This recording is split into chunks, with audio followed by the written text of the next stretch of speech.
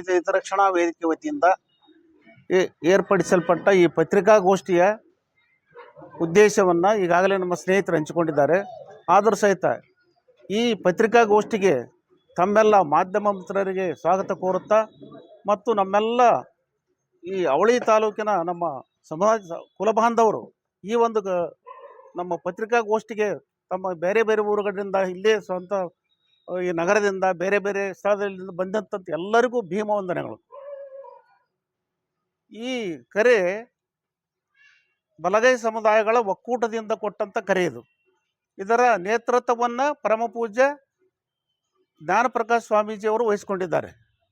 ಹಿಂದೆ ಸಹಿತ ಕೆಲವೊಂದು ತಾರತಮ್ಯಗಳು ನಡೆದು ಪರ್ಸೆಂಟೇಜ್ ಹಂಚಿಕೆ ಮಾಡುವಲ್ಲಿ ಒಂದು ಹಂತಕ್ಕೆ ನಮ್ಗೆ 5 ಅವ್ರಿಗೆ 6 ಅಂತ ಹಿಂಗೇನಮ್ಮ. ಈಗ ನಾವು ನೀವು ಅನ್ನೋದು ನಮ್ಮ ಹತ್ರ ಯಾರ ಹತ್ರ ಇಲ್ಲವೇ ಇಲ್ಲ. ನಾವು ಎಡಗೈ ಇರಲಿ ಬಲಗೈ ಇರಲಿ, ನಾವು ಸಹೋದರ ಸಂಬಂಧಿತ ಜಾತಿಗಳಿವು, ಸಮುದಾಯಗಳಿವು. ನಾವು ಅವ್ರಿಗೂ ಅನ್ಯಾಯ ಬೇಡ, ನಮಗೂ ನ್ಯಾಯ ಬೇಡ. ಎಲ್ಲರಿಗೂ ಸಮಾನವಾಗಿ ಅವಕಾಶಗಳನ್ನು ಕೊಡಬೇಕು, ಸಮಾನತೆಯನ್ನು ಕಾಪಾಡಬೇಕು ಅನ್ನೋದು ನಮ್ಮದು. ಬಾಬಾ ಸಾಹೇಬ್ ಅಂಬೇಡ್ಕರ್ ಹಾಕಿಕೊಟ್ಟಂಥ ತತ್ವದಲ್ಲಿ ನಡೀತಕ್ಕಂಥ ನಮ್ಮ ಸಮುದಾಯ ನಮ್ಮದು. ಯಾರ ಮೇಲೆ ದ್ವೇಷನೂ ಇಲ್ಲ, ಯಾರ ವಿರೋಧನೂ ಇಲ್ಲ. ಇದು ನಮ್ಮ ಹೋರಾಟ.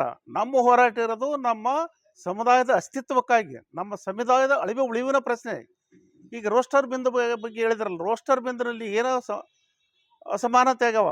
ಏನು ಅವೈಜ್ಞಾನಿಕ ವರದಿಯನ್ನು ಡಾಕ್ಟರ್ ನಾಗಮೋಹನ್ ದಾಸ್ ಅವರು ಕೊಟ್ಟರಲ್ಲ, ಸಂಪೂರ್ಣವಾಗಿ ಅವೈಜ್ಞಾನಿಕವಾಗಿದೆ. ಅದು ಎಂಪಿರಿಕಲ್ ಡೇಟಾ ಅಂತಾರಲ್ಲ, ಎಂಪಿರಿಕಲ್ ಡೇಟಾನ ತಪ್ಪಿದೆ. ಹಿಂಗಾಗಿ ಆದರೂ ಸಹಿತ ಏನೋ ಒಂದು ಕಾರಣಕ್ಕೆ ನಮ್ಮ ಬಲಗೈ ಸಮುದಾಯದ ಹಿರಿಯರಾತು ಮತ್ತು ಪೂಜ್ಯರು ಕೂಡ ಅದನ್ನು ಅಂತರವನ್ನು ಕಾಯ್ದುಕೊಂಡಿದ್ರು. ಆದರೆ ಈಗೇನಾಯಿತು, ರೋಸ್ಟರ್ ಬಿಂದಿನಲ್ಲಿ ಏನಿದೆ ಅಂದರೆ, ಸಪೋಸ್ ಈಗ ಯಥಾವತ್ತಾಗಿ ಈ ವರದಿಯನ್ನು ಅನುಷ್ಠಾನಗೊಳಿಸಿದರೆ ಬಲಗೈ ಸಮುದಾಯದವರು 30 ವರ್ಷ ಈ ಸೌಲಭ್ಯಗಳನ್ನು ಪಡೀಲಿಕ್ಕೆ ಸಾಧ್ಯ ಇಲ್ಲ. 30 ವರ್ಷ ಒಳಗೆ ಸಿಗೋದಿಲ್ಲ ಸೌಲಭ್ಯಗಳು. ಅದಕ್ಕೆ ಈಗ ಎಲ್ಲ ಸಮಾಜದ ಬಂಧುಗಳು ನಾವು ಇನ್ನೊಬ್ಬರಿಗೆ, ಈಗ ಭಾಸ್ಕರ್ ಪ್ರಸಾದ್ ಅನ್ನೋರು, ಅರುಣ್ ಕುಮಾರ್ ಅನ್ನೋರು ಏನೇನೋ ಹುಚ್ಚುಚ್ಚಾಕರ ಮಾತಾಡಿದ್ರು. ಅವ್ರು ನಮ್ಮ ಸಹೋದರ ಅಂತ ನಾವು ತಿಳ್ಕೊಂಡ್ವಿ. ಅವ್ರು ಏನೇನೋ ದೊಡ್ಡ ಮಾತಾಡಿದ್ರೆ ನಮಗೇನು ಅದ್ರ ಬಗ್ಗೆ ಯಾವ ತಕರಾರಿಲ್ಲ. ಅದಕ್ಕೆ ಖಂಡಿಸ್ತೀವಿ ಹಂಗೆ ಮಾತಾಡಿದ್ರೆ. ಯಾಕಂದ್ರೆ ಬಾಬಾ ಸಾಹೇಬರು ಕೊಟ್ಟದ್ದು ಪೆನ್ನಿನ ಮುಖಾಂತರ ಹೋರಾಟ. ಅವರು ಖಡ್ಗ ಹಿಡಿತೀವಿ ನಾವು, ನಮ್ಮ ಸಮುದಾಯ ಸಚಿವರನ್ನ ಮೆರವಣಿಗೆಯಲ್ಲಿ ಅಥವಾ ಅವರ ಪ್ರತಿಭಟನೆಯಲ್ಲಿ ಚಪ್ಪಲಿ ಹೊಡೆದ್ರು, ಕೆಳಗೆ ತುಳಿದ್ರು. ನೇರವಾಗಿ ನಮ್ಮ ಸಮುದಾಯ ಸಚಿವರನ್ನೇ ಅವರು ಗುರಿಯಾಗಿಟ್ಟುಕೊಂಡು ಯಾಕೆ ಹೋರಾಟ ಮಾಡ್ತಾರೆ? ಅವ್ರ ಸಮುದಾಯ ಸಚಿವರು ಇದ್ದಾರಲ್ಲ, ತಿಮ್ಮಾಪುರವ್ರು ಇದ್ದಾರೆ, ಮುನಿಯಪ್ಪನವ್ರು ಯಾಕೆ ಮಾಡಲಿಲ್ಲ? ಕೇವಲ ಮಹದೇವಪ್ಪನವ್ರು ಒಬ್ಬರ ನಿರ್ಧಾರ ತೊಗೊಂಡದ್ದು ಅಲ್ಲಿದ್ದು. ಸಚಿವ ಸಂಪುಟ ಮುಖ್ಯಮಂತ್ರಿಗಳಿರ್ತಾರೆ, ಸಚಿವ ಸಂಪುಟ ಇರುತ್ತೆ, ಸರ್ಕಾರಕ್ಕೆ ಕೇಳಬೇಕು. ಅವ್ರು ಏನು ಕೇಳದಿದ್ದರು? ಮಹದೇವಪ್ಪನವ್ರನ್ನ, ಪ್ರಿಯಾಂಕ ಖರ್ಗೆ ಅವ್ರನ್ನ, ಪರಮೇಶ್ವರ್ ಅವ್ರನ್ನ ಗುರಿಯಾಗಿಟ್ಟುಕೊಂಡು ಏನು ಹೋರಾಟ ಮಾಡ್ತಾರೆ? ಇದನ್ನು ನಾವೆಲ್ಲ ಬಲಗೈ ಸಮುದಾಯದಗಳು ಎಲ್ಲ ಸಂಪೂರ್ಣವಾಗಿ ದೇಶಾದ್ಯಂತ ಮೊದಲು ಖಂಡಿಸುತ್ತಾ ಈ ಹೋರಾಟ ನಮ್ಮದು. ನಾವು ಎಲ್ಲವರಿಗೂ ಹೋರಾಟ ಇದು. ಯಾಕಂದರೆ ಇದರಲ್ಲಿ ಏನಾದರೂ ನಾವು ಹಿಂದೆ ಸರಿದ್ರೆ ಇದು ಮರಣ ಶಾಸನವಾಗುತ್ತಿದ್ದು. ಕಾರಣ ನಾಳೆ 25/3/26 ಫ್ರೀಡಮ್ ಪಾರ್ಕ್ನಲ್ಲಿ ನಡೀತಾ ಕರೆ ಕೊಟ್ಟಂಥ ಈ ಹೋರಾಟಕ್ಕೆ, ಪ್ರತಿಭಟನಾ ಹೋರಾಟಕ್ಕೆ ಇದನ್ನು ತಿರಸ್ಕಾರ ಮಾಡಬೇಕು. ಮತ್ತೇನಿಲ್ಲ, ಅವರು ನಮ್ಮದು ಬೇಡಿಕೆ ಇರೋದೇ ತಿರಸ್ಕಾರ, ಪರಿಷ್ಕರಿಸೋದಿಲ್ಲೇ ಇಲ್ಲ. ತಿರಸ್ಕಾರ ಮಾಡಬೇಕು. ಇದು ಸಂಪೂರ್ಣ ಅವೈಜ್ಞಾನಿಕ ಐತೆ. ಅದಕ್ಕೆ ತಾವೆಲ್ಲರೂ ಅವತ್ತಿನ ದಿವಸ ನೀವು ಎಲ್ಲರೂ ಸೇರಿಕೊಂಡು ಇದರಲ್ಲಿ ಹೋಗೋದಂದ್ರೆ ಹೆಂಗೆ, ನಾವು ಸ್ವಾಭಿಮಾನ, ನಮ್ಮ ಸುರೇಶ್ ಅವರು ಹೇಳಿದ್ರಲ್ಲ, ನಮ್ಮ ಸ್ವಾಭಿಮಾನದ ಸಮುದಾಯ ನಮ್ಮದು. ಯಾರ ಕಡೆಯಿಂದಾರ ನಾವು ದುಡ್ಡು ಇಸ್ಕೊಂಡು ಹೋಗೋರಲ್ಲ. ನಮ್ಮ ಕೈಲಿಂದನೇ ನಾವು ಎಷ್ಟೇ ಬಡವರು ಇರ್ಬೋದು, ನಮಗೆ ಎಷ್ಟು ಅನುಕೂಲತೆ ಇದ್ದರೂ ಸಹಿತ ಈ ಒಂದು ಹೋರಾಟದ ಕಿಚ್ಚು ನಮಗೆ ಹಚ್ಚಿಕೊಂಡು ನಾವೆಲ್ಲರೂ ಅವತ್ತಿನ ದಿವಸ ಈ ಅವಳಿ ತಾಲೂಕಿನ ಸುಮಾರು 1000 ಜನ ಹೋಗ್ಬೇಕಂತಂದು ನಾವೆಲ್ಲ ಒಂದು ಅಂದಾಜು ಹಾಕಿದ್ದೀವಿ. ಅದರ ಪ್ರಕಾರ ತಾವೆಲ್ಲರೂ ದಯಮಾಡಿ ಎಲ್ಲರೂ, ಪ್ರತಿಯೊಬ್ಬರಿಗೆ ಸಂಬಂಧಪಟ್ಟಂಥ ವಿಷಯ ಇದು. ಅವ್ರು ಹೋಗಲಿ ಇವ್ರು ಹೋಗಲಿಲ್ಲ, ಛಲವಾದಿ ಸಮಾಜ ಅಂತ ಮತ್ತು ಈ ಬಲಗೈ ಒಕ್ಕೂಟ ಸಮುದಾಯಕ್ಕೆ ಏನು ಸೇರ್ಪಡೆಯಾಗಿರ್ತಂಥ ಎಲ್ಲ ಜಾತಿಗಳು ಅಸ್ತಿತ್ವದ ಪ್ರಶ್ನೆ ಇರೋದ್ರಿಂದ ಸಂಪೂರ್ಣವಾಗಿ ಇದರಲ್ಲಿ ಎಲ್ಲರೂ ಪಾರ್ಟಿಸಿಪೇಟ್ ಮಾಡಬೇಕು, ಎಲ್ಲರೂ ಭಾಗವಹಿಸ್ಬೇಕಂತ ಹೇಳಿ ನಾನು 2 ಮಾತು ಮುಗಿಸ್ತೇನೆ. ಜೈ ಹಿಂದ್, ಜೈ ಕರ್ನಾಟಕ. ಜೈ ಭೀಮ್. ನಮನಗಳು. ಡಾಕ್ಟರ್ ಬಾಬಾ ಸಾಹೇಬ್ ಅಂಬೇಡ್ಕರ್ ದಲಿತ ಹಿತರಕ್ಷಣಾ ವೇದಿಕೆ ಇಲ್ಕಲ್ ಇವರ ಅಡಿಯಲ್ಲಿ ಇವತ್ತಿನ ಈ ಒಂದು ಸುದ್ದಿಗೋಷ್ಠಿಯನ್ನು ಕರೆದಿದ್ದು, ಈ ಸುದ್ದಿಗೋಷ್ಠಿಯ ಉದ್ದೇಶ ಇದೇ ದಿನಾಂಕ 3/25 ಬೆಂಗಳೂರಿನಲ್ಲಿ ಫ್ರೀಡಮ್ ಪಾರ್ಕ್ನಲ್ಲಿ ಬೃಹತ್ ಪ್ರತಿಭಟನೆ ಹಮ್ಮಿಕೊಂಡಿದ್ದಾರೆ. ನಮ್ಮ ಛಲವಾದಿ ಸಮಾಜದ ಪ್ರಗತಿಪರ ಚಿಂತಕರು ಮತ್ತು ಉರ್ಲಿಂಗಿ ಪೆದ್ದಿಮಠದ ಪೀಠಾಧಿಪತಿಗಳಾಗಿರ್ತಕ್ಕಂಥ ನಮ್ಮ ಮಹಾಸ್ವಾಮಿಗಳು ಜ್ಞಾನಪ್ರಕಾಶ ಸ್ವಾಮೀಜಿಯವರ ನೇತೃತ್ವದಲ್ಲಿ ಈ ಒಂದು ಪ್ರತಿಭಟನೆ ಹಮ್ಮಿಕೊಂಡಿದ್ದು, ಈ ಪ್ರತಿಭಟನೆಯ ಉದ್ದೇಶ ಈಗಾಗಲೇ ಸಾಕಷ್ಟು ಸಾಮಾಜಿಕ ಜಾಲತಾಣದಲ್ಲಿ ಮಾಧ್ಯಮದಲ್ಲಿ ಹರಡ್ತಿರ್ತಕ್ಕಂಥ ಒಳ ಮೀಸಲಾತಿಯ ವಿಚಾರವಾಗಿ ಏನು ಇವತ್ತು ರೋಸ್ಟರ್ ಬಿಂದು ಹೊರಗೆ ಬಂದ ನಂತರ ಆ ರೋಸ್ಟರ್ ಬಿಂದುವಿನಲ್ಲಿ ಆಗಿರ್ತಕ್ಕಂಥ AB ಸಿರೀಸಿನಿಂದ ಇವತ್ತು ಬಲಗೈ ಸಮಾಜಕ್ಕೆ ಅನ್ಯಾಯವಾಗಿರೋದನ್ನು ಭಾಳ ಖಂಡಿಸುತ್ತಾ ಇವತ್ತು ನಮ್ಮ ಸಮಾಜದ ಚಿಂತಕರು ಈ ಒಂದು ಹೋರಾಟ ಹಮ್ಮಿಕೊಂಡಿದ್ದಾರೆ. ಇವತ್ತು ನಾಗಮೋಹನ್ ದಾಸ್ ಅವರ ವರದಿ ಅವೈಜ್ಞಾನಿಕವಾಗಿದೆ. ಹಾಗಾಗಿ ಆ ಒಂದು ವರದಿಯನ್ನು ಪರಿಷ್ಕರಿಸಿ ಅಥವಾ ಇಲ್ಲ ತಿರಸ್ಕರಿಸಿ ಅಂಥೇಳಿ ಈ ಒಂದು ಹೋರಾಟವನ್ನು ಮಾಡ್ತಾ ಇದ್ದಾರೆ. ಇವತ್ತು ಈ ಒಳ ಮೀಸಲಾತಿಯ ಒಂದು ಏನಿದೆ ಇದು ಮೀಸಲಾತಿ, ಇದು ನಮ್ಮ ಬಲಗೈ ಸಮಾಜಕ್ಕೆ ಉಳಿವಿನ ಪ್ರಶ್ನೆ ಆಗಿದೆ. ಯಾಕಂದರೆ ನಮ್ಮ ಸಮಾಜದ ಮೇಲೆ ಬಹಳಷ್ಟು ಅನ್ಯಾಯವಾಗುತ್ತಿರೋದು ಎದ್ದು ಕಾಣ್ತಾ ಇದೆ. ಆ ಒಂದು ಉದ್ದೇಶದಿಂದ ನಮ್ಮ ಈ ಒಂದು ಹೋರಾಟದ ಮೂಲಕ ಕರ್ನಾಟಕ ಘನ ಸರ್ಕಾರಕ್ಕೆ ಒಂದು ಎಚ್ಚರಿಕೆ ಕೊಡುವುದರ ಮೂಲಕ ಸರ್ಕಾರಕ್ಕೆ ಮನವರಿಕೆ ಮಾಡಿಕೊಟ್ಟು ನಮ್ಮ ಬಲಗೈ ಸಮಾಜಕ್ಕೆ ಆಗ್ತಿರ್ತಕ್ಕಂಥ ಅನ್ಯಾಯವನ್ನು ಸರಿಪಡಿಸಿ ನಮಗೆ ನ್ಯಾಯವನ್ನು ದೊರಕಿಕೊಡಿಸ್ಬೇಕಂತೇಳಿ ಇವತ್ತು ಸರ್ಕಾರಕ್ಕೆ ಎಚ್ಚರಿಕೆ ಕೊಡುವುದಕ್ಕಾಗಿ ಈ ಒಂದು ಪ್ರತಿಭಟನೆ ಹಮ್ಮಿಕೊಂಡಿದ್ದಾರೆ.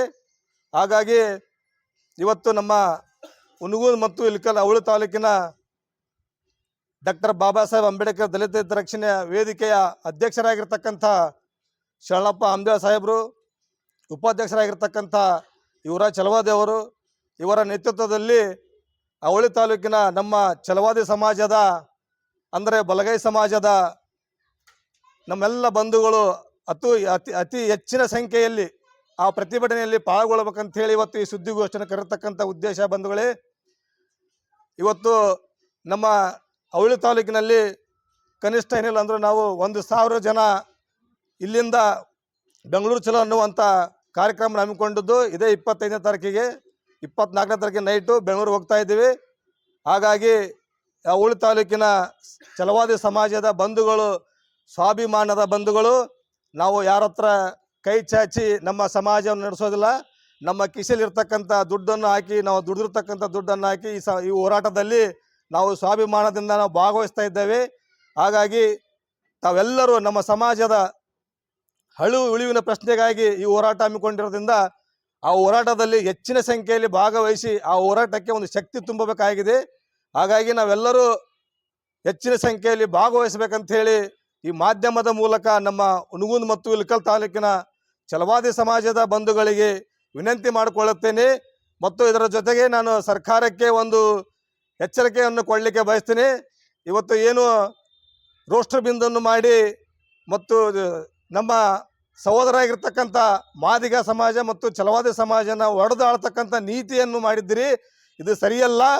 ಎರಡೂ ಸಮಾಜ ತುಳಿತಕ್ಕೆ ಒಳಗಾಗಿರ್ತಕ್ಕಂಥವು, ಎರಡೂ ಸಮಾಜ ಅನ್ಯಾಯಕ್ಕೆ ಒಳಗಾಗಿರ್ತಕ್ಕಂಥವು, ಎರಡೂ ಸಮಾಜಕ್ಕೆ ಸಾಮಾಜಿಕವಾದಂಥ ನ್ಯಾಯವನ್ನು ಕೊಡಬೇಕಂತ ಹೇಳಿ ಸರ್ಕಾರಕ್ಕೆ ನಾನು ಎಚ್ಚರಿಕೆ ಕೊಡಲಿಕ್ಕೆ ಬಯಸ್ತೇನೆ.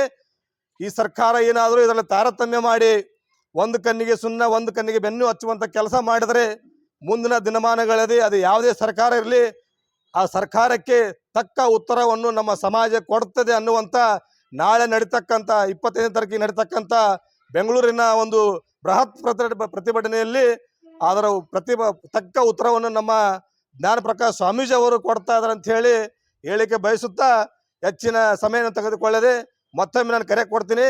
ಯುವಕರು, ವಯಸ್ಸಾದವರು ಮತ್ತು ಯಾರೇ ಇರಲಿ ನಮ್ಮ ಸಮಾಜದ ಬಂಧುಗಳು ಸ್ವಯಂ ಪ್ರೇರಿತವಾಗಿ ಸ್ವಾಭಿಮಾನದಿಂದ ತಮ್ಮ ತಮ್ಮ ಗಾಡಿಯನ್ನು ಮಾಡಿಕೊಂಡು ತಾವೇ ಬೆಂಗಳೂರಿಗೆ ಹೆಚ್ಚಿನ ಸಂಖ್ಯೆಯಲ್ಲಿ ಬರಬೇಕು.